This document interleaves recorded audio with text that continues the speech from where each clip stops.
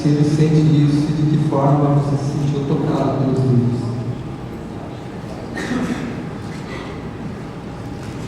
I really like, I don't know, I was listening to a translation, so I don't know if you said this exactly, but I really like the idea of there being two languages, like a language of childhood and a language of adulthood.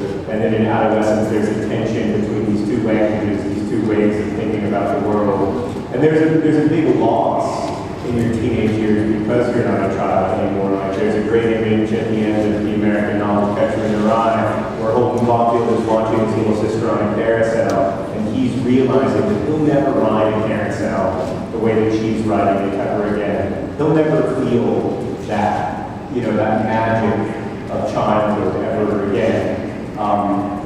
But also there's a lot of things that are happening for the first time when you're a teenager. It's your first time falling in love in many cases. In many cases, your first time grappling with grief. Your first time thinking about the big questions of being a person, the questions of meaning and suffering. And that's what I like about writing. So to me, that's not where the challenge is so much as that's where the joy is in writing about teenagers.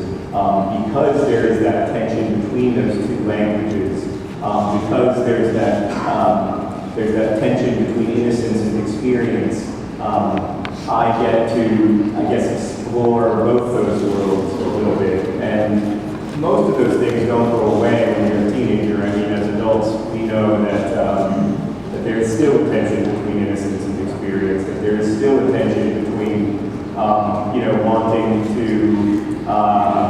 feeling the certain responsibilities and pleasures of adulthood, but also sometimes feeling, young and free and wild.